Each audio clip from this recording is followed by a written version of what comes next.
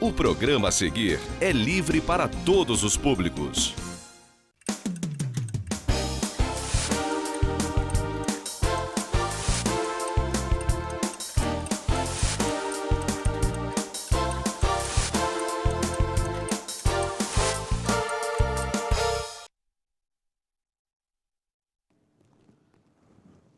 Boa noite, caro telespectador, cara telespectadora. 6 de fevereiro, mais uma vez o Pensando entrando na casa de vocês, agradecendo a generosa audiência e carinho que vocês têm pelo programa, pela TV Zoom, enfim, pelo Modesto, e procurando sempre trazer assuntos que interessem a nossa cidade, que pelo menos eu pense assim. E o programa desta noite será sobre um tema que está sempre presente aqui no Pensando.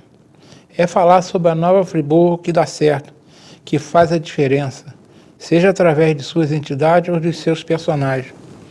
O convidado desta noite tem uma longa carreira no mundo da mecânica fabril, especialmente no desenvolvimento de equipamentos e produtos. Confesso que mesmo sendo um engenheiro mecânico, só fiquei sabendo que tínhamos esse importante personagem no nosso município através do jornalista Luiz Antônio Dias, que por sinal esteve aqui no programa recentemente. De forma resumida, o Luiz Antônio contou minha trajetória criativa desse personagem e, claro, isso atraiu minha atenção, até porque eu acredito que muitos de vocês que estão do outro lado da telinha não têm conhecimento que em Nova Friburgo existe um profissional tão criativo e com tantas realizações. Enfim, este é o tema do programa desta noite, mais um personagem que faz parte da Nova Friburgo que dá certo. Mas antes, eu tenho que dar um recado que me foi pedido por um querido amigo, e eu vou ler primeiro o recado que ele mandou via WhatsApp e depois o documento. Bom dia, abre aspas, bom dia, é com muito orgulho e satisfação que apresento mais um grande ganho da campesina friburguense com uma emenda parlamentar do deputado federal Marcelo Calheiro, onde temos que agradecer muito ao ex-vereador Alexandre Cruz, que na época me colocou em Brasília frente ao deputado Calheiro para ajustar essa emenda. Parabéns à campesina friburguense por mais essa grande conquista. Quem me mandou essa mensagem foi o Carlos da Silva, que é o famoso Maguinho, presidente da campesina. E eu vou ler aqui o documento que ele me pediu para ler para vocês. Agora eu preciso do óculos, né? Depois de certa idade, tem que ter o famoso para-brisa na cara. Diário Oficial da União. Peço aqui eu não sei se tem como o Johnny pegar aqui, Johnny. Pode pegar por aí mesmo, se você quiser, ou por lá. Pode pegar por aí mesmo. É só para ver, dar um zoom, que é um documento oficial. Esse documento saiu no Diário Oficial da União, tá certo? Para ninguém achar que é brincadeira, não, coisa é séria. Diz o seguinte: Diário Oficial da União, publicado em 14 de 1 de 2001, edição 9, seção 3, página 158, me parece. Órgão Ministério do Turismo, Fundação Nacional de Arte.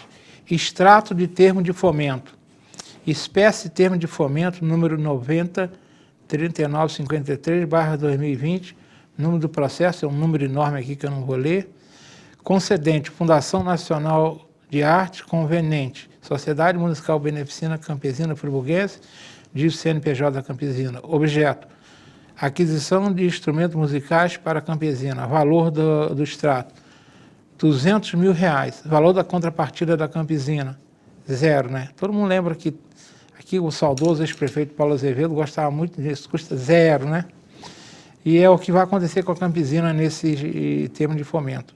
Vão entrar R$200 mil nos cofres da Campesina, e quando não tem contrapartida, 0. É só anunciar a confiança que a Fundação Nacional de Arte tem na Campesina, né?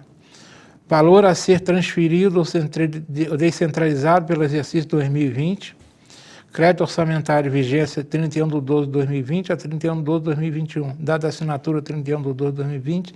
Signatário concedente: Lamartine Barbosa Holanda.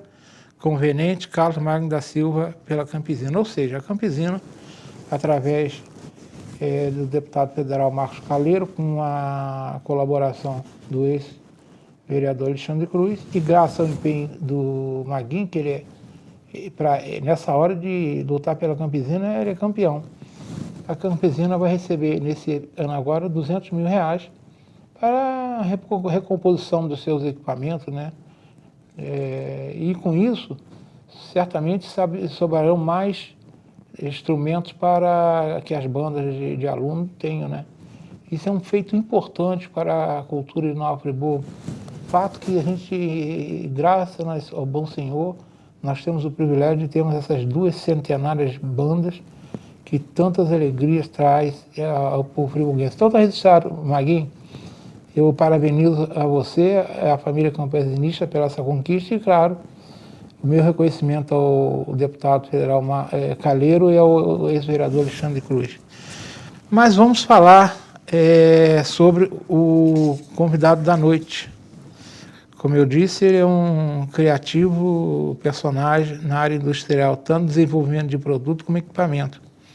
Nós estamos recebendo aqui Jorge Comba, que é diretor industrial, a quem eu agradeço a presença e dou meu cordial boa noite, Jorge. Boa noite, Modesto. É um prazer. Fico muito grato pelo teu convite, para poder mostrar um pouquinho da minha vida, do meu trabalho, longo desses anos, que são 64 anos de trabalho ininterrupto. Né? Significa que você começou muito cedo. Comecei, né? com 13 anos para 14 anos e nunca mais parei. Eu quero agradecer ao Luiz Antônio Dias, que foi quem me sugeriu essa pauta. E eu vou ser claro, Luiz Antônio, você já me conhece, sabe que eu não faço média. Então eu aceitei a pauta porque o personagem, a mim, me pareceu ser muito interessante e eu tenho certeza que é uma história que ele vai contar que vai surpreender muita gente de Friburgo, apesar que ele já saiu em jornais aqui de Friburgo, eu sei, não sei se foi em outras TVs, mas eu já vi matéria sua... Aqui na Zoom mesmo, você já teve na hora técnica, né?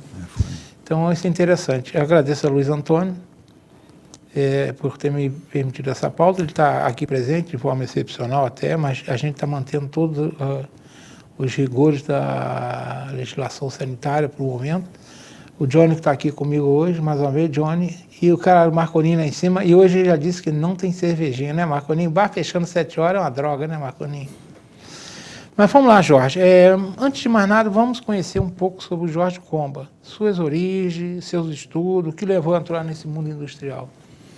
Bom, Modesto, eu nasci no Rio de Janeiro, vim para Friburgo muito criança, né? Fui criado em Friburgo, na realidade. Aqui eu desenvolvi a minha vida toda, tá? Estudei no Grupo Escolar Padreaba, aqui em Olaria, e depois tive passagem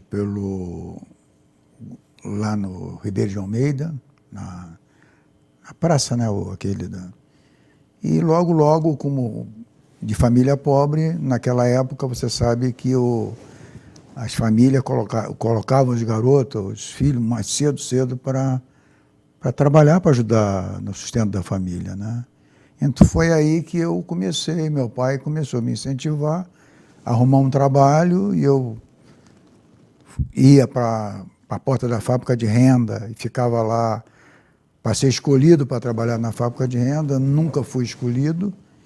E um dado dia, meu pai me procurou e disse, olha, você vai que tem um lugar aí dando trabalho, que é o Senai. Ele acho que nem sabia que era uma escola. Nem você, né? Nem eu. Cheguei lá no Senai, fui recebido por uma pessoa, Dona Léa, que mais tarde eu vim conviver com ela. E eu falei, minha senhora, como é que se faz para trabalhar aí? Ela falou, não, isso aqui é uma escola, tem que fazer um teste, fazer uma prova, e a prova foi feita ontem. Você agora só em dezembro, porque era de 6 meses.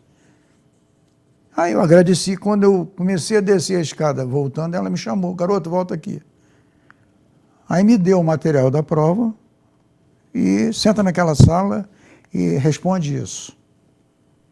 Aí eu comecei tinham 3 matérias, era português, matemática, conhecimentos gerais e tinha um psicotécnico de alguma coisa para você arrumar. E ela esqueceu de mim. Quando o teste era feito coletivo, era 20 minutos por matéria. Como eu estava sozinho, eu fiquei de 2 horas da tarde até as 5 lá. Ela esqueceu.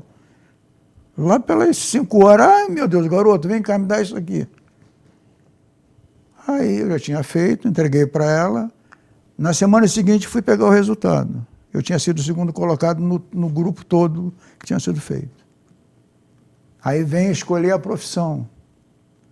Eu sabia que o Senai tinha carpintaria, marcenaria, tornearia e ajustagem. Eu sabia o que era marceneiro, mas não sabia o que era ajustador nem torneiro. Aí, na minha cabeça, eu pensei, torneiro deve ser torneira, coisa de bombeiro. Não vou querer. Ajustador trabalha com ferro? Trabalha, então eu quero ser ajustador. Ali começou a história. Foi porque o Senai para mim foi tudo, né? Eu fiz o Senai, estudei no Senai, saí do Senai, mas o Senai nunca saiu de mim. Porque aquilo que eu aprendi no Senai, eu levei para a vida. E fui aprendendo mais, a vontade de aprender. Né? Daí é onde eu cheguei, graças a Deus. Sou um profissional hoje reconhecido, trabalhei em grandes empresas. Tá? Vamos falar já sobre essas grandes empresas. Grandes empresas e parti para a área de projeto e contato com várias pessoas. Sempre me aproximei dos mais velhos, daqueles que sabiam mais, para me aprender. E aqui eu trabalhei. Bom, das indústrias a gente fala já. Tá. Você falou aí do Ribeiro de Almeida. Ribeiro de Almeida. Eu estudei lá, nos anos 60. Fui aluno da professora, a primeira minha professora, o nome dela é Ionara. Foi mais ou menos na minha época. Eu estudei com a segunda, foi a gente chamava Dona Cândida. A terceira professora, no terceiro ano, foi a gente chamava de Dona Jamira, né? Antigamente tinha esse respeito muito com o professor, não é hoje que ninguém enfrenta, bate no professor, não. E a outra professora foi a Ana Ivete. Era uma escola e tanto o Ribeiro de Almeida, tanto é que eu saí dali e fui na época do Rui Barbosa, tinha aquela prova de admissão ao ginásio, o ensino do Ribeiro de Almeida era tão bom que eu simplesmente passei direto para o ginásio naquela prova. Então, grande Ribeiro de Almeida, de saudosa memória. Não que hoje o Instituto de Educação não seja importante, mas o Ribeiro de Almeida fazia diferença. E eu tenho uma história minha no Ribeiro de Almeida incrível. Tem um amigo meu, muito amigo, amicíssimo meu, há pouco tempo ele ainda lembrou desse episódio. Eu, como todo garoto, eu era meio arteiro e matava as aulas. Eu ia para o Cinema Leal. Famoso Pulguento nosso, que a gente gostava muito. E o meu pai descobriu que eu estava matando aula e foi me esperar na saída do cinema. E você sabe o que aconteceu, né? Sobrou para mim, sobrou para esse meu amigo. Nessa hora, era outros tempos, né? Era outros tempos. Hoje não pode mais, né? Eu não pode, porque eu falo sempre.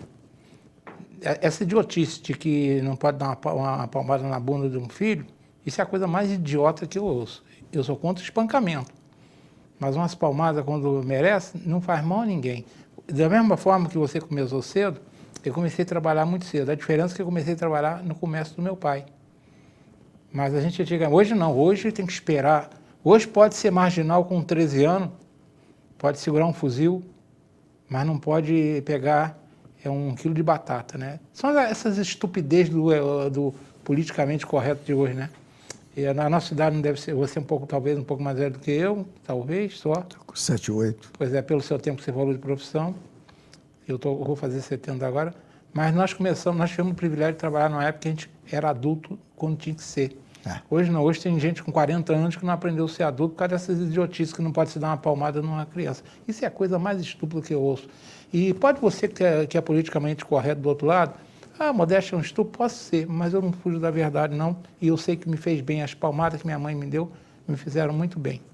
Jorge, vamos falar um pouco agora da sua carreira nas indústrias, principalmente por onde você passou ao longo da sua carreira. Bom, eu fui bolsista no Senai e eu era bolsista da AGA. Saí do Senai e fui para a AGA. Na AGA eu tive a felicidade de não fui para ferramentaria, eu fui para modelagem. tudo que eu sei de modelagem hoje, de molde, fazer caixa de macho, como é que se funde uma peça. A Ferrari Zac tem que se dizer, ela tinha uma fundição maravilhosa. Uma fundição de primeira linha. De primeira linha, onde Bosch, Olivetti, todas essas empresas fundiam com a água.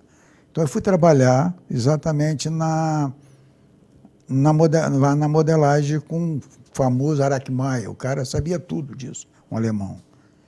Eu fiquei ali, aprendi bastante, porque a minha vontade era tanto de aprender que aquilo que eu te falei, o Senai começou, mas depois eu saí do Senai, mas ele não saiu de mim. Aquela foi O Senai naquela época era diferente de hoje. Você fazia o Senai, saía, recebia um certificado, ficava um ano na indústria, voltava de novo no Senai, fazia uma prova, aí recebia um documento chamado carta de ofício. A carta de ofício era, então, você podia considerar um profissional a partir dali, você entendeu? Da Águia, eu fui para a Renda Zarp. Fiquei 4 anos na fábrica de renda. Aí você conseguiu entrar, né? Aí eu entrei. Aí entrei direito. Fiquei 4 anos na fábrica de renda. Na fábrica de renda, você sabe que aqueles equipamentos tudo importado, todos os sobressalentes é fabricado lá dentro. Aquilo era uma escola, né? Eu fazia... E lá eu comecei aquilo o torneiro que eu não sabia lá atrás, na renda eu já comecei para o torno mecânico e fui para a fresa e comecei o universo da Cara, você entrou nos documentos, digamos, na trilogia das grandes ferramentaria, né? Fresagem, tornearia, fresa e modelagem. E lá tinha outra coisa, tinha têmpera. Fazia têmpera. Lá tinha mestre, tinha um Augustinho lá que sabia tudo. Revenir, temperar. Eu fui pegando junto com esse pessoal mais antigo. Lá tinha grandes profissionais, Silvio Daniel, Atílio Daniel, Eusébio Sebastião Neto, um cara que me ensinou muito. Eusébio, eu era meio desorganizado, a minha gaveta de ferramenta era tudo a ferramenta bagunçada. Ele jogava a minha gaveta no chão para mim arrumar a gaveta. E ele fez muito bem. Ele passava. Ferramenteiro bagunceiro é triste. Exatamente, ele passava. A minha gaveta estava desarrumada, ele puxava e jogava no chão. Aí eu arrumava tudo de novo. Quer dizer, eu tive a felicidade de trabalhar com esse tipo de pessoa. Ele era um educador. Uma vez, em 64, eu saio da renda e fui para Plástico São Juan, nas Duas Pedras. Sim. Trabalhar com o Antônio Alca e o Zé Tanusa.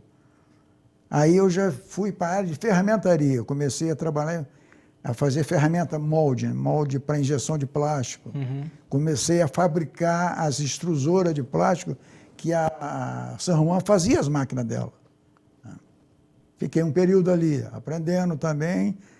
Aí eu fui para, recém-chegado em Friburgo, uma empresa chamada Sociedade Industrial de Mecânica, assim, aonde hoje é a atual Equipe. Ali ficava assim. Me transferi para lá, aí eu fui para lá para ajustagem, fui para lá para operador de máquina, não fui para cargo de chefia. Mas lá eu encontrei um problema muito sério. Porque como a gente trabalhava nas máquinas, furando e torneando, essa coisa toda, tinha operações lá que era quase que desumano. Para você ter uma ideia, para você rosquear um corpo de bomba, existe um equipamento, um rosqueador automático, todo mundo que está em mecânica sabe, ele gira num sentido, rosqueando, quando você volta, ele roda o contrário.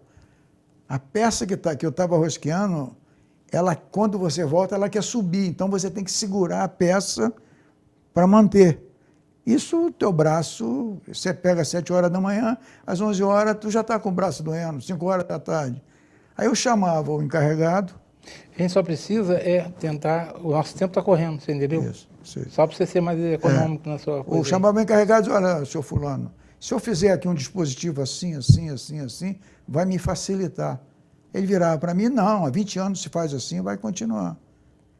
Aí um dia, o dono da fábrica passou, eu chamei e falei, olha, se eu fizer um negócio assim, flutuando em cima de esfera, eu vou rosquear com uma mão só. Você sabe fazer? Eu falei, sei, pode fazer. Aí começou. 2 anos depois, eu já era gerente geral da empresa. Por onde você mais passou? Mas de uma forma mais resumida só, porque dali, a gente tem que ir para o intervalo já. Eu saí nasci, eu fiquei 14 anos. Quando a AGA comprou assim, nós tivemos um conflito de problema de salário, aquela coisa toda, porque era uma outra, a AGA estava entrando dentro de um outro universo que era diferente da fechadura. Era uma área tecnológica, de cilindro hidráulico, de bomba, de comando. Então, foi quando eu me transferi para o Rio de Janeiro. No Rio, eu fui para uma empresa chamada Cromax, da Cromax para a Samsung. E o que acontece você no Rio de Janeiro? O Rio de Janeiro é uma vitrine. Quando você está numa empresa no Rio, que essa empresa se relaciona com muitas outras empresas, você começa a aparecer profissionalmente, que é você que está lá falando. Então, aquela empresa que te conhece, aí começam os convites. Entendeu? Aí dali eu fui para a Cromax, da Cromax para a Samsung, da Samsung eu fui para uma multinacional que era a TRW Mission. TRW Mission, muito conhecida mesmo. Fui para a TRW Mission e da TRW Mission eu volto para Friburgo, já muitos anos depois, para montar em Friburgo uma empresa chamada MHS. MHS. Fui para a MHS. Mas nessa trajetória, Modesto, a sorte que eu tive, que eu, na área de mecânica, você sabe, tem vários segmentos. Então, eu tive a oportunidade de trabalhar na área siderúrgica, a Samsung trabalhava muito para a CSN, trabalhava na área naval, grande estaleiro no Rio de Janeiro, que era, por exemplo, Escavagima, tá? A área da Petrobras, na área de ferroviária, para Vale Rio Doce, para outras empresas. Então, você vai somando o conhecimento e vai criando, vai crescendo profissionalmente, entendeu? E hoje você está fazendo o quê? Hoje... Você é com a idade de aposentado, né? Não, mas eu continuo ainda trabalhando. Hoje trabalha parece isso para a empresa ainda? Hoje eu não estou dentro da minha empresa hoje, estou afastado da empresa da RCTEC, mas estou fazendo consultoria, estou fazendo uma série Você tem uma empresa, a RCTEC é a sua empresa. Exatamente. O que ela produz? A RCTEC foi uma empresa que foi desenvolvida para projetos especiais. Ah, né? sim. É uma empresa projetista de projetos. É projeto, eu faço máquina, Máquinas, equipamentos, essas coisas. Eu só não faço uma máquina que existe, mas se aparecer, quando aparece alguém com uma máquina que para fazer um determinado produto, eu vou fazer aquela máquina. Agora, se tem no mercado, porque quando você tem uma máquina no mercado, o custo dessa máquina feita em série é muito menor do que um projeto especial. Claro, projeto especial tem isso. Agora, o nome já está dizendo, especial até no custo também. Eu já fiz máquina de entregar a máquina e a patente para o cliente. Porque o cliente, eu patenteio os meus produtos, eu faço patente. Então, você chega, a ideia é sua, você levou para mim. Não é justo. Para a tua segurança, eu vou te oferecer. Digo, olha, eu vou fazer, vai custar tanto. Agora, se você quiser a máquina e a patente, vai te custar tanto. Tá certo. Se não, você fica com a patente. Eu fico. Marconinho, vamos lá para o nosso primeiro intervalo, que está na hora, né? Vamos lá. Olá, hoje eu quero falar um pouquinho para você sobre o delivery da Du Confeitaria aqui no Cônica. Você pode mandar um WhatsApp para o número que está aí na tela e você vai cair no atendimento automático. Lá você vai ter opções que vão mostrar o nosso horário de atendimento e vai ter uma opção também, a opção número 1, que vai te redirecionar para a nossa página. Você não é obrigado a comprar nada, vai te jogar para a nossa página e lá você vai ver todos os itens que possam te interessar, você vai jogando, adicionando ao carrinho, depois você verifica quanto ficaria a sua compra. Lá também você consegue ver qual é o frete, qual é o preço do motoboy para o local onde você mora. Tá vendo? Você pode experimentar os doces e os pães de fermentação natural dessa confeitaria diferenciada que nasceu aqui em Nova Friburgo. www.dufriburgo.com.br. Uma boa aparência é essencial para se causar uma boa impressão e pode fazer a diferença entre o fracasso e o sucesso. Um belo sorriso pode ser decisivo entre o sim ou o não. Em Nova Friburgo existe um profissional especialista em transformar sorrisos. Dr. Gleidson Arouca é o único membro da Sociedade Brasileira de Odontologia e Estética de toda a região. Venha conhecer as vantagens que um especialista pode oferecer. Tudo dá certo com um belo sorriso.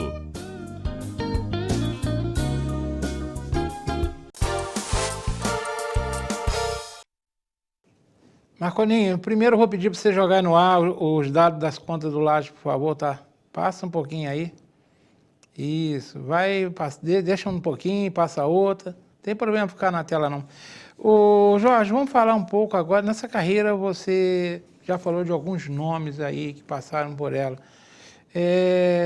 Você tem alguns destaques que serviram de inspiração para você? Algumas pessoas que você fala, puxa vida. Você já até falou ao longo da conversa alguém, mas tem algumas marcas que foram, você fala, puxa vida, essas pessoas fizeram diferença na minha carreira profissional, ou você prefere não dar nomes? Ah, tranquilo, eu tive um instrutor no Senai, que eu devo muito a ele. Ele tinha um carinho muito especial por mim, ele via a minha vontade de aprender e praticamente me ajudou muito. Nelson Pereira da Silva, uma pessoa incrível, um instrutor, ensinava tudo. E no longo da vida eu conheci outras, fora dessa área, tive amizade com grandes profissionais, o Cardoso, por exemplo. Esse eu falei com você que eu tive o privilégio de trabalhar com ele. Ele é uma pessoa incrível. Ele era tremendo, era um criativo também. Em Conselheiro tinha uma pessoa lá, o João Mecânico, era um homem que eu perdia tempo sentado conversando com ele, sabia tudo de motor diesel, essa área toda, né? Porque a mecânica não é só aquela parte de fabricação de peça, aquela coisa. Uma máquina é aquela complexidade de montagem disso, daquilo, né? Você tem uma ideia hoje, o advento do CNC, por exemplo. O controle numérico chegou aí para revolucionar hoje, né? Mas o controle numérico, você se entender o que é o controle numérico, é uma máquina convencional que você substituiu a manivela por motor de passo e botou um PLC, um software, para mandar esse motor avançar X, Y e Z, ela está funcionando. O funcionamento da máquina é o mesmo. É o mesmo. A forma de controlar que em vez de tua mão estar ali, você tem um motor recebendo ordem, isso. E ele está avançando. Se ele avança de X para Y, de Y para Z, ele está formando. De certa forma, foi a primeira forma de robotização na indústria. Exatamente. É igual a impressão 3D. Você tem os 3 eixos ali, faz tudo.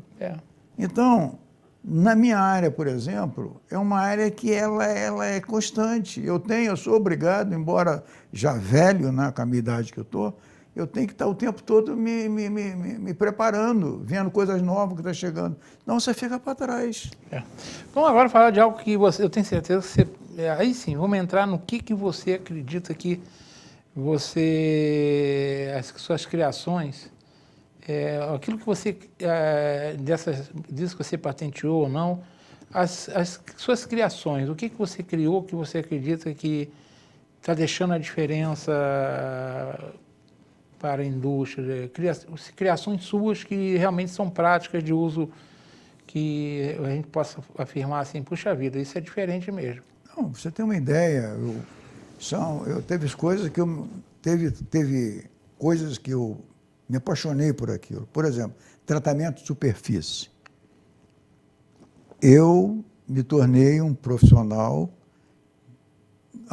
conhecedor de cromo duro, por exemplo. O cromo duro, ele tem uma expertise, né, que é insubstituível, né? Você pega uma haste de um cilindro hidráulico, ele tem uma camada de cromo ali. E aquela dureza chega a 70 RC, entendeu? Então, para entender sobre cromo, você também tem que fazer aquilo. Como eu sou meio autodidata, então eu tive que pesquisar. Tem coisa no cromo que eu descobri que na literatura diz que não pode. Por exemplo, a literatura diz que você não croma ferro fundido. Eu cromo. Por quê? Eu consegui chegar a esse ponto de cromar. Você chegou a patentear essa forma? Não, eu tenho patente da unidade de cromo. Eu desenvolvi. Você desenvolveu uma unidade que faz isso? A unidade. Eu tenho uma máquina de cromagem que eu tenho toda a parte ambiental sob controle. Por exemplo, todos os gases que emanam do processo, eles entram num lavador sincrônico, vira matéria-prima de novo e volta para o tanque. Eu não perco esse gás que estaria poluindo, estaria contaminando o ambiente. E é uma poluição séria. Terrível. Ele está voltando para o tanque. A água ela está sendo tratada. Você pode usar uma água durante 2 meses, é a mesma água. Ela vai e volta e ela está no sistema. É um circuito fechado, né? É um circuito fechado. Está no sistema. Essa unidade, que eu chamei de ecocromo, isso eu tenho patenteado, você entendeu? Porque é um problema sério meio ambiente com o cromo.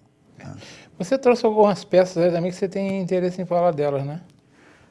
Isso é a área de pultrusão. Né? Pultrusão, uma outra coisa. Primeiro é bom você falar, porque para muita gente... Depois do cromo... Eu devo falar, a única coisa que muita gente conhece aí, que desculpa a brincadeira, porque eu conheço porque eu sou engenheiro, eu sei o que é, né? Mas uma parte de falar em pultrusão é perguntando se é o parente do proto, né? A pultrusão é o processo, já te diz pultrusão. O que é pultrusão? É puxado. Extrusão, você vai pegar uma massa, vai mandar contra uma matriz, vai gerar um tubo, vai gerar uma barra de alumínio, extrudado. Agora, o pultrudado é o contrário, é puxado. Então, você tem um magazine cheio de rolo de fios, que pode ser fio de fibra de carbono ou fibra de vidro, dependendo da necessidade. Esses fios são tracionados, eles vêm tomando uma forma através de um dispositivo que nós chamamos de preforme, entra na matriz, onde ela recebe uma manta de superfície e a resina. Ela passa dentro de um tanque de resina. Quer dizer, uma capa protetora no final. Lá na frente a peça já está se formando, contínua, e cortando no tamanho. Essas escadas, por exemplo, vermelhinha que você vê aí na rua, aquele montante é tudo feito em pultrudado. Eu trouxe até um pedaço. Pode mostrar aí. Você ver. O Johnny para... Esse aqui, por exemplo, é a escada. É o pultrudado da escada, né? Uhum. Esse aqui é uma outra peça pultrudada também, só que esse material ele tem 1/4 do peso do aço. Que é fundamental. Fundamental. É fundamental que você Outra faz. coisa, você tem estrutura mais leve. Isso aqui, uma vez, isso você não pinta nunca mais, porque a cor está inserida, o pigmento está na resina. Então Você não tem problema de corrosão. Não tem problema de corrosão, não tem elétrico. Ele não é condutor, né? Não é condutor, você entendeu? E a vantagem, só que tem peças, como essa aqui, por exemplo. Essa é uma peça estrutural. É uma viga H. Isso né? aí, isso é uma viga H. Então ela, hoje, porque até então, no começo do pultrudado no Brasil, ele estava pensando muito em áreas primárias, né? Só piso. Quando as máquinas começaram a crescer, eu comecei a fazer máquinas maiores, então pôde-se fazer perfis estruturais. Você acredita que você tenha sido um dos pioneiros nesse... Não é pioneiro. Eu fui convidado por uma empresa fui a pioneira no Brasil, chamada Cogumelo, essa empresa no Rio de Janeiro. Eu fui convidado pela Cogumelo para desenvolver máquina para Cogumelo, porque essas máquinas são caríssimas. Né? Existe hoje nos Estados Unidos uma empresa chamada Strombel, que ela faz viga para ponte, entendeu? São máquinas caríssimas. Eu comecei a desenvolver essas máquinas para Cogumelo. As outras pessoas ligadas a pultrudado me descobriram. Aí eu fiz para várias empresas em São Paulo. Mas continua ainda, isso aqui está meio Petrobras. O meu sonho era ver isso numa loja de material. Você tem uma cantoneira de ferro e tem uma cantoneira de pultrudado. Você sabe o que acontece? É o desconhecimento. Você vê, eu trabalho numa empresa na área de ser engenheiro mecânico, eu estou há muitos anos na área de construção civil, né? Passei pela Sotec e hoje estou há 10 anos já na empresa de construtora de Friburgo, a Engenheiro Primo. E, por exemplo, só agora que se fala, por exemplo, em uma coisa que nos Estados Unidos é comum. São as estruturas de grandes edifícios totalmente em aço, né? Isso. O Brasil é concreto armado, porque a cultura, a nossa cultura é do concreto armado. Então, muita gente não usa por falta de hábito, de conhecimento. Você vê... Você está falando, por exemplo, na qualidade que ele tem. Ele não carrega eletricidade, ou seja, um isolante elétrico, não corrói, mantém a cor e pode ser usado estruturalmente. Falta o quê? Coragem ao empresariado e aos projetistas em usarem, né? Você tem uma ideia, hoje na região lá de Angra, grade, o deck, é tudo feito desse material, Então. que não vai acabar mais. Se você hoje fizer um galpão... A vida útil é muito grande. Na região de mar. Isso é anticorrosivo. Se você fizer um galpão usando esse material, ele vai ficar lá toda a vida. Pode ter maresia à vontade. À vontade, entendeu? Então, só que ainda não chegou no conhecimento das pessoas. Isso eu Quando eu falo de putridade, ninguém sabe o que é isso. Muita gente ouve palavrão. A primeira vez que eu ouvi, aí eu fui buscar, eu já ouvi há um bom tempo isso, aí eu fui procurar saber um pouco mais. Mas a grande maioria, estou falando da área dos engenheiros, principalmente para engenheiro civil na área de construção, não sabe o que é isso. Você tem uma ideia, eu já estou trabalhando com esse tipo de máquina, de material, há mais de 20 anos. Pois é, não é uma tecnologia tão nova assim. Mas o desconhecimento é enorme. Mas você também tem outra, eu não sei se você trouxe algum exemplo, que é a chamada madeira plástica, né? A madeira plástica eu não trouxe o exemplo. Mas eu sei, eu li uma literatura sua sobre, e também é um material muito interessante. A madeira plástica é o seguinte, a recuperação do plástico é muito complicado, porque é tanto tipo de material, e quando você vai reciclar, você não pode misturar. Se eu tenho aí 1 tonelada de polietileno, por exemplo, eu jogo lá dentro 10 quilos de PVC, de outro material, acabou, vai contaminar tudo. Então a reciclagem estava ficando muito difícil. O que é madeira plástica? Você pega tudo isso, moe e transforma na madeira plástica. Você entendeu? E como é que você obtém a madeira em si? Fazer, digamos, você pegar, por exemplo... É uma extrusora de plástico normal. Uma extrusora de plástico uma extrusora normal, comum. Só que tem que ser uma extrusora com... Não pode ter um parafuso de 80 milímetros. Sua máquina é de 120, 150 milímetros de transportador, né? Do helicoide, aquele parafuso. Parafuso para carregar o material. Então, esse material é moído, preparado. Tudo, né? Garrafa PET. Mistura tudo. Pedaço de tubo de cozinha. Para-choque de carro.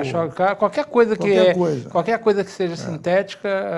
Você mistura e entra no funil e a máquina.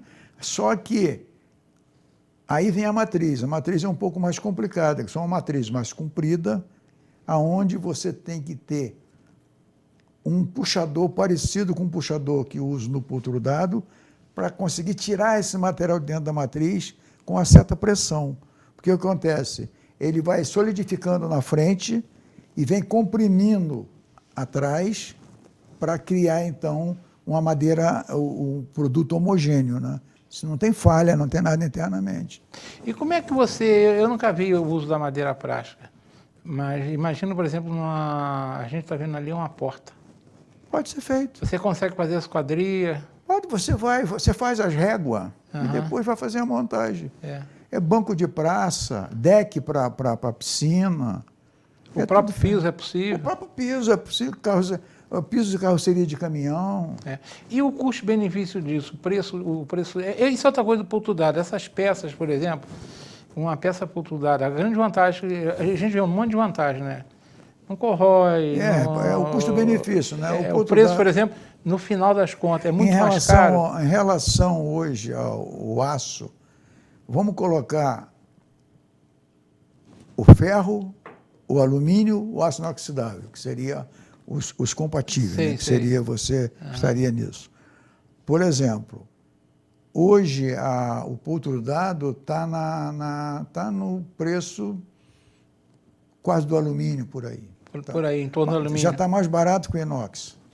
Tá chegando... Sendo que ele é mais resistente do que o alumínio. Hoje, a última cotação... Pelo que você me falou, eu entendo que ele deve ser bem mais resistente que o alumínio. Muito mais. Aí vem o custo-benefício, aí vem as empresas de engenharia que vão definir esse tipo de material. Hoje, na Petrobras, o uso é Geral. geral. Escada, passadiço, área de circulação de pessoas. Até porque trabalhar em plataforma é um ambiente hostil, né? Hostil. E outra coisa, a grade de piso não tem mais chapa expandida.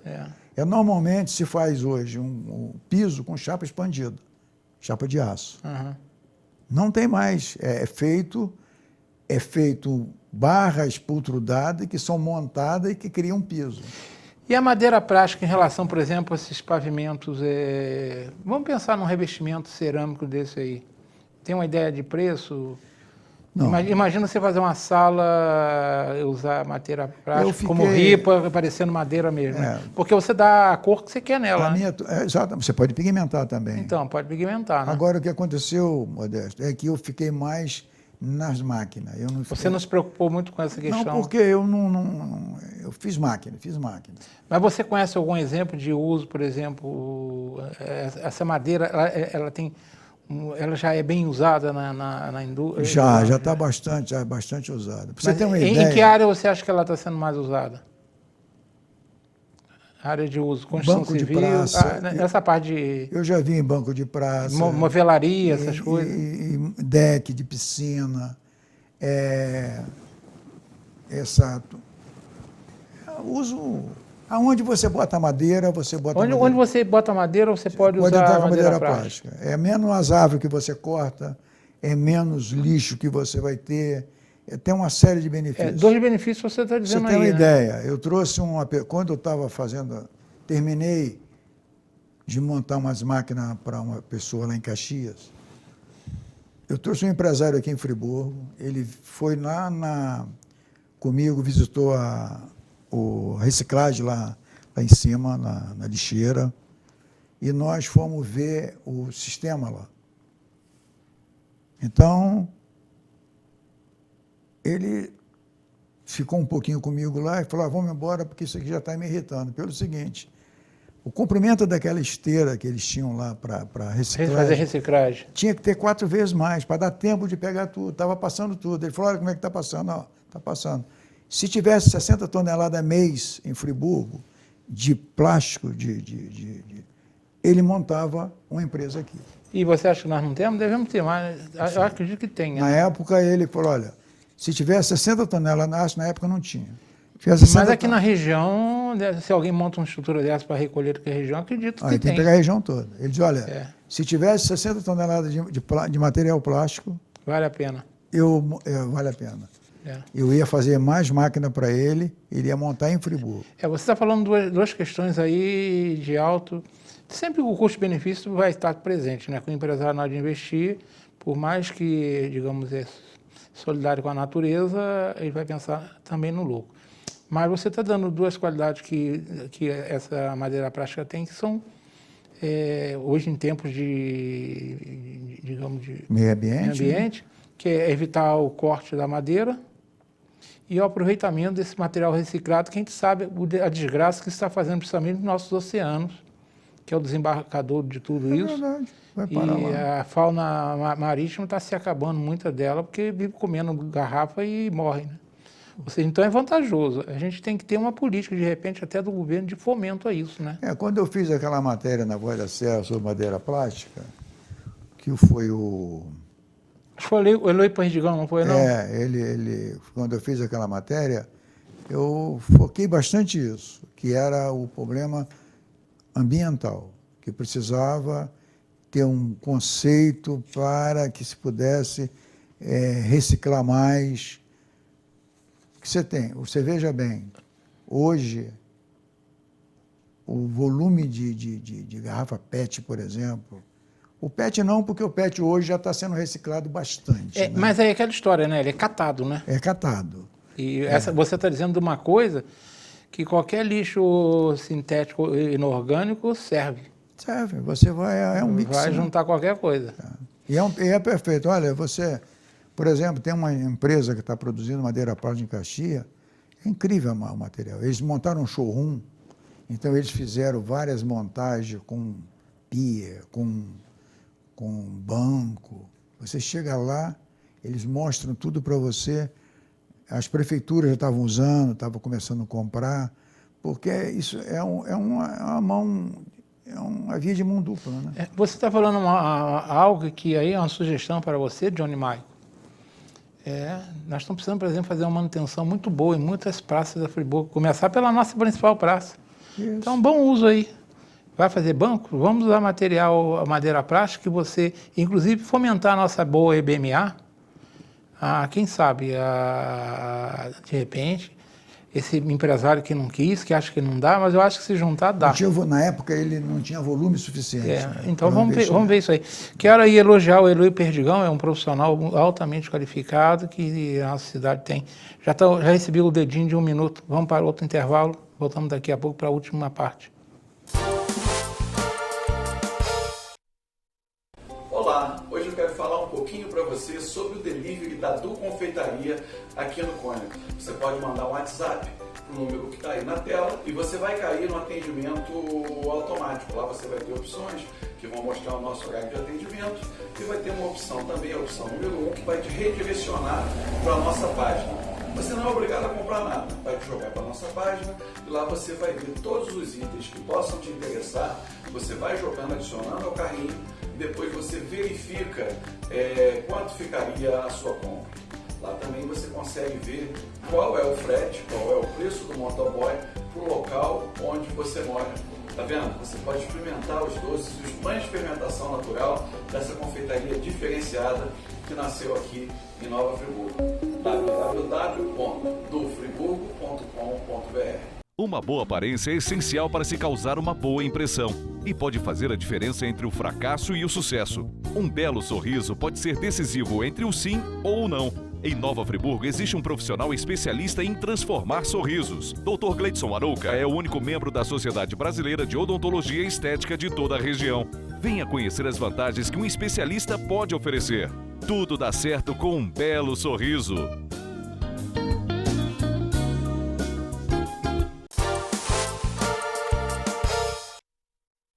Estamos retornando, conversando hoje com Jorge Comba, que é mais um personagem dessa Nova Friburgo dá certo. Vocês já viram quanta coisa ele desenvolveu. Agora, vamos falar de reconhecimento, né? Você já disse que você produz, você tem uma capacidade inventiva enorme, você cria, você recebe por isso, mas eu estou falando na área de reconhecimento. Você acredita que seu trabalho é reconhecido de forma adequada? Por exemplo, você inventa eu não sei se você é um inventor ou se você trabalha, essa madeira plástica é uma coisa que você... Não importa, se você inventou, se copiou de alguém... Eu não inventei a madeira plástica, eu desenvolvi equipamento, máquinas para madeira plástica. Mas você desenvolve, tem essa capacidade criativa de desenvolver. Isso. Você acredita que você recebeu o devido reconhecimento por isso? Não o reconhecimento financeiro, mas o reconhecimento, por exemplo, que você está produzindo equipamentos que melhoram a qualidade de vida, facilita, traz uma série de benefícios para a sociedade? Modesto, é o seguinte, esse reconhecimento quase que ele é pessoal, né? É você sentir que as suas origens, que você fez, aquilo tudo aonde você chegou, a facilidade. E quando você entrega uma máquina para o cliente, quando você vê um equipamento, por exemplo, tem um caso meu com a Stan. Na Stan tinha lá um trabalho que o trabalhador tinha que pegar uma caixa com 50 quilos de peça no chão, levantar a altura de 1,40 m de altura, para despejar dentro de um tambor para fazer a cromagem. Trabalhar na galvanoplastia lá. Eu desenvolvi uma pequena robozinho, uma máquina pequena, que pega essa caixa, levanta e vira dentro. Ele tem 2 botões no dedo polegar. Um para subir e outro para virar. Então, quando você fala de reconhecimento, só em você fazer isso e ver que aquilo funcionou, que aquilo está funcionando e que trouxe um benefício, principalmente para aquela pessoa que estava fazendo aquilo ali, e a empresa confiar em você isso, então a minha vida inteira foi assim. Eu já passei dentro de empresa 2, 3 dias, sem fazer nada, como eu fiz no caso de uma fábrica de escada no Rio de Janeiro, só olhando o processo todo para definir aonde poderia melhorar. E nós conseguimos fazer. Eu vi o vídeo desse equipamento, o Luiz Antônio me mandou, eu vi. Ele sobe Isso, e vira. É uma né? caçambazinha amarela. E aquilo é um negócio simples, mas trouxe um benefício. Claro. Então, quando você fala em realização, às vezes não é o dinheiro, é você se sentir útil fazendo aquilo. Mas, de qualquer forma, você trouxe uma caixa aí, que você me falou, que eu acho importante. Isso foi em 1959, eu fiz 50 anos de formado pelo Senai.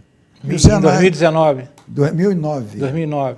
E o Senai me agraciou com isso aqui, que é o símbolo do Senai, que acredito que pouca gente conheça, que é a estrela prisioneira, né?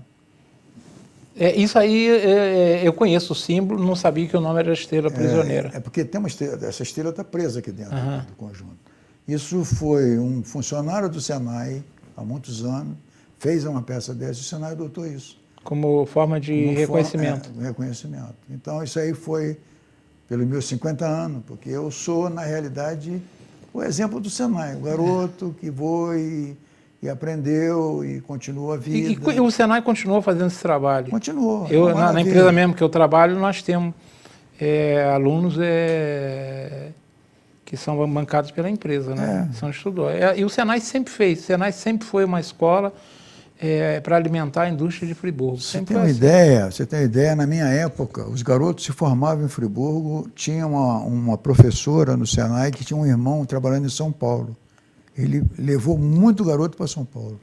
Muitos formados foram para a Volkswagen, foram para a Mercedes, foram para outras grandes empresas em São Paulo. Houve uma época, né, que eu lembro disso, eu mesmo cheguei a trabalhar nessa época ainda, que a gente ficava esperando o aluno sair do Senai para ir lá catá-lo para levar para a indústria. Exatamente. Eu não sei como é que está hoje, né? Eu não sei, hoje está... Como eu saí da indústria, da área de Fabril, né? Eu não sei como é que está o aproveitamento. Exemplo, não sei se Stan hoje, que é um grande exemplo de indústria que usa... Todos nós éramos bolsistas. Né? Isso aí, bolsista. Você já saía do Senai direto. Já saía para a empresa. Para a empresa. Nós estamos aí chegando nos nossos últimos 8 minutos, Jorge. Eu quero que você toque num ponto que você falou comigo ontem no telefone. Você, por exemplo, você tem mais de 60 anos de vida profissional, você tem um vasto conhecimento. A pergunta é, nós estamos conseguindo hoje, você vai conseguir deixar esse conhecimento, o Brasil tem aproveitado bem esse conhecimento, você acredita que a gente está aproveitando bem?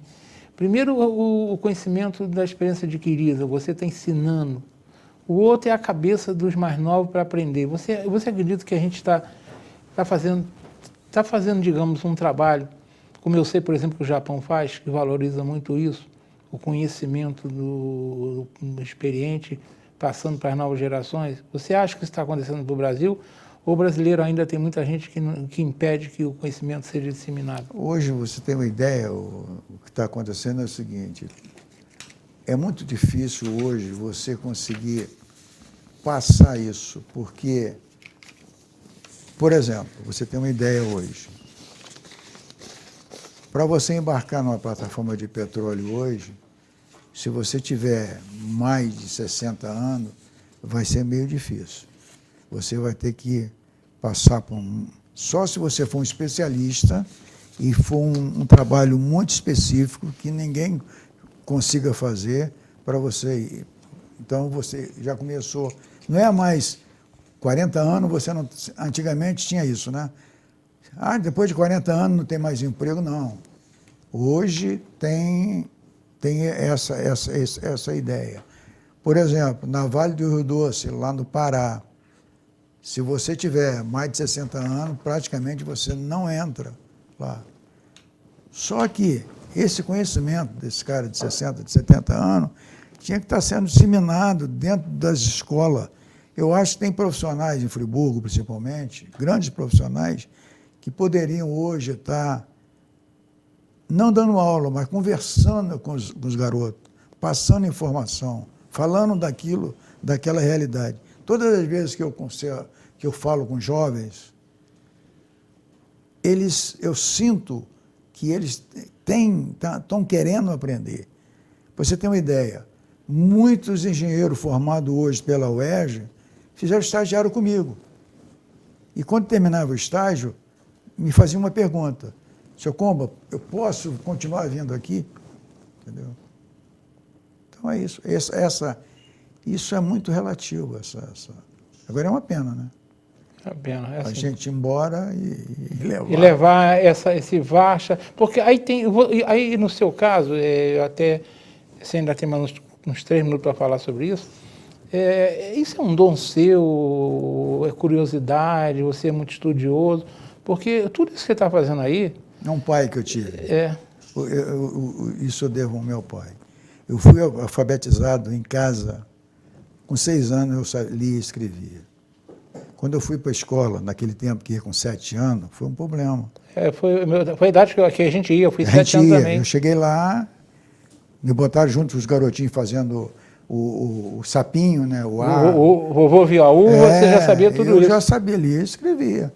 Tanto que eu passei por uma sabatina com uma pessoa de educação, tinha em Friburgo, o professor Coutinho. Professor Coutinho. Me levaram até ele. Coutinho. Me levaram até ele para depois, então meu pai. Porque meu pai queria que eu fosse músico. Eu comecei a aprender música com 7 anos. Quando eu fosse fazer serviço militar, eu segui a carreira militar. O sonho dele, para mim, era esse. Não era mecânica. Meu pai queria que eu fosse músico, como ele era. Meu pai tocava na Campesina. Fosse músico e que quando eu fosse fazer serviço militar, segui carreira de músico. Eu toquei na saxofone há 20 anos, toquei na Campesina, entendeu? Então é uma coisa assim. Só muita coisa não. Você sabe que o meu pai queria 2 coisas de mim. Não, mais de mim, que eu era o mais velho, que eu aprendesse, que eu fosse músico. Parece coincidência. E eu cheguei a fazer um teste com o professor Joaquim Naegler, que você conheceu. Conheci, na Campesina. Ele virou para o meu pai e falou assim, ó, e papai era muito amigo dele, papai inclusive tinha quitanda, comércio ali debaixo da Campesina. Papai na época era um atacadista, mas era ali. E falou assim, Geraldino, deixa seu filho seguir outra coisa, tipo a música, ele adora a música, mas não tem competência nenhuma para isso. Acabou com a minha carreira no dia. E papai queria que eu seguisse carreira militar. Ele insistiu, um general que era amigo dele, que tinha um sítio aqui em São Geraldo, insistiu, eu cismei, eu fiz engenharia mecânica. Tá vendo? Mas o sonho dele era uma das 2 coisas, e eu decepcionei ele nas 2. Queria, uma por falta de a mínima, digamos, habilidade para música, né? Apesar que eu adoro música, eu trabalho ouvindo música o tempo todo. E a outra realmente foi uma opção, porque eu fiz vestibular para a engenharia, que era tão difícil, ou mais do que fazer Academia Militar de Agulhas Negras. E eu não quis. E hoje eu falo, todo mundo fala, mas você tem um perfil que você encaixaria no militar. Eu falei, mas a vida é assim mesmo, é de escolha, né? É isso, né? A vida é... Mas eu estou muito feliz, muito grato a Deus pela minha vida, pela minha família. Tenho uma família maravilhosa, né? 2 filhos maravilhosos. Né? E algum deles seguiu na tua área? Tem um que é militar, já reformou, que hoje é o faz faca, né? Uhum. Tem a cutilaria, né? Mas ele sempre teve a mesma coisa, mesma. E eu tenho outro que formou-se em administração de empresa e é administrador, né? O seu pai não conseguiu com você, mas conseguiu com o neto, né? A área militar, né? Ele conseguiu, ele ficou na Polícia Militar durante 30 anos, né? Saiu e hoje é um profissional incrível. Ontem estava me mostrando umas peças que ele está terminando, coisa assim Ele teve Você falou com o Salvador, né? Com o Salvador, deu uma faca de presente para o Salvador. Salvador adora isso. Você já viu que recebemos o sinalzinho de 1 minuto, já, né? Já vi que está... Marconinho, hoje não tem cervejinha, né? Você já falou comigo que não vai ter. Mas obrigado. Tem uma novidade agora, esse programa no Inédito vai também no YouTube, né? Que legal. Posso anunciar isso então, né? Ao vivo? Ao vivo, no inédito. Ao vivo no YouTube. No YouTube, às 21 horas de sexta-feira. Você está ficando bom nisso. Semana passada entrou na hora. Vamos lá. Eu quero agradecer ao John também por estar aqui comigo ajudando. Luiz Antônio, obrigado pelo presente que você deu à Nova Friburgo. Fui conhecer mais esse personagem da Nova Friburgo dar certo. Quanta coisa. Olha, se deixa conversando. É uma área, né? É aquela coisa. Nós somos da área técnica. Se deixa Nós somos dessa área. né? Se deixa a gente aqui, a gente fica até de madrugada. Ah, ficava. Só está faltando uma cervejinha para ficar completo. Mas, Jorge, obrigado por você ter vindo. Eu que te agradeço. É uma história né, ótima. Um oportunidade. minutinho para você se despedir do telespectador. Eu agradeço a sua oportunidade de mostrar um pouco do meu trabalho, né? Daquilo que a minha vida, porque tudo na vida você tem que fazer aquilo que gosta, né? E eu amo a mecânica, eu acho que a mecânica é tudo para mim. Tudo que tenho, tudo que eu consegui foi através do meu trabalho nessa área que é vida, né? Movimento. Mecânica é movimento. Mecânica é movimento. Movimento, né? É cinética, né? Cinética, né? É. Muito obrigado, Eu te agradeço ao Jorge mais uma vez e, como sempre, eu deixo uma frase para vocês. Essa quem disse é a educadora norte-americana chamada Mary Lou Cook. Ela diz o seguinte: criatividade é inventar, experimentar, crescer, correr risco, quebrar regras, cometer erros e se divertir. Criatividade é inventar. Você inventa. Experimenta. Você cresce, né? Você disse que a sua vida foi de crescimento. Corre risco sempre. Sempre, não tem jeito. Quebra regra. Você mesmo falou que faz coisas aí que diz que a literatura diz que o cromo duro não cloma ferro e você cloma. Comete erros, certamente alguns na sua vida. Claro. E pelo jeito a sua vida tem sido um eterno divertimento. É verdade. Gosto do que faço, né? E continuo. Então, leva essa frase. Criatividade é inventar, experimentar. Embora o tempo já está pesando, né? Mas assim mesmo, a vida tem isso, né? Nós chegamos aqui com um contrato a prazo indeterminado. Exatamente. E uma hora esse contrato vence. É verdade. Meus queridos telespectadores e telespectadoras, obrigado pelo carinho, uma boa noite a todos.